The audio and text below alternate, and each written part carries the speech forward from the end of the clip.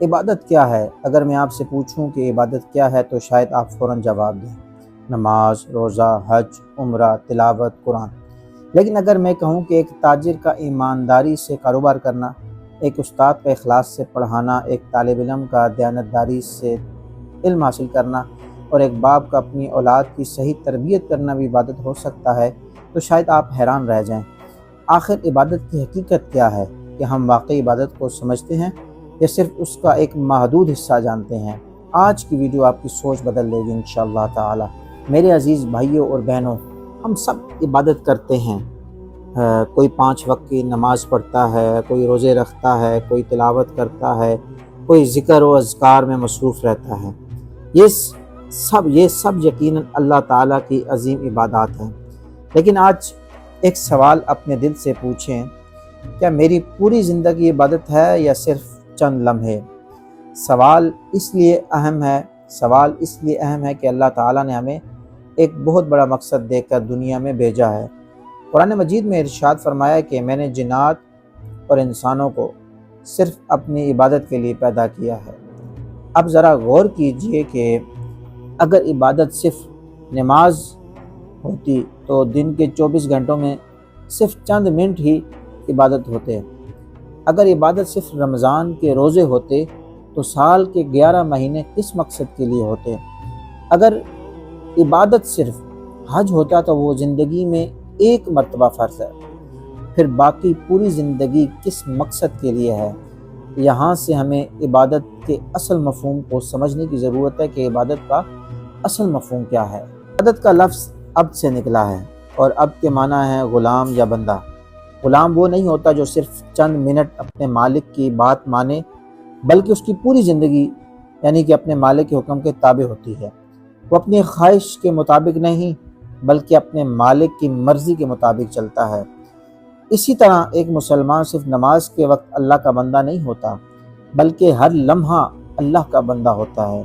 جب وہ گھر میں ہو، بازار میں ہو، دفتر میں ہو، یونیورسٹی میں ہو، سفر میں ہو، تنہائی میں ہو یا لوگوں کے درمیان، ہر جگہ اس کی پہچان یہی ہونی چاہیے کہ یہ اللہ کا بندہ ہے۔ عبادت صرف رسم نہیں، زندگی کا ایک نظام ہے۔ بدقسمتی سے آج عبادت کا تصور بہت محدود ہو گیا ہے۔ ہم سمجھتے ہیں کہ مسجد میں گئے، نماز پڑھ لی، تسبیح پڑھ لی، دعا مانگ لی، اب عبادت ختم۔ پھر بازار میں جا کر جھوٹ بولنا، دھوکہ دینا، سود کھانا، رشوت لینا، وعدہ توڑنا، لوگوں کے حقوق پامال کرنا، گویا اس کا عبادت سے کوئی تعلق نہیں۔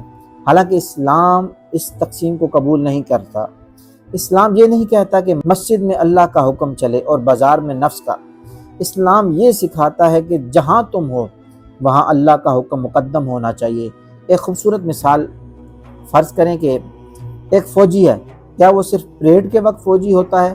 نہیں، اس کا لباس، اس کی گفتگو، اس کی ڈیوٹی، اس کا وقت، حتیٰ کہ اس کی چھٹی بھی فوجی ضابطے کے مطابق ہوتی ہے، کیونکہ وہ صرف 1 گھنٹے کے لیے فوجی نہیں ہوتا بلکہ ہر وقت فوجی ہے۔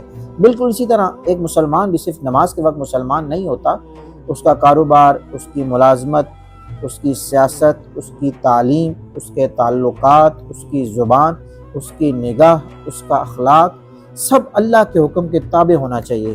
یہی عبادت کی روح ہے۔ اور ایک اور مثال آپ سمجھیں، 2 دکاندار ہیں، دونوں 5 وقت نماز پڑھتے ہیں، لیکن ایک گاہک کو دھوکہ دیتا ہے، وزن میں کمی کرتا ہے، جھوٹ بولتا ہے، نقلی چیز اصلی بنا کر بیچ دیتا ہے۔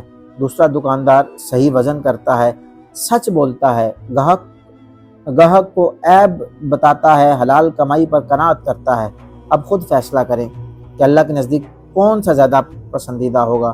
رسول اکرم صلی اللہ علیہ وسلم نے فرمایا کہ امانت دار تاجر قیامت کے دن انبیاء، صدیقین اور شہداء کے ساتھ ہوگا۔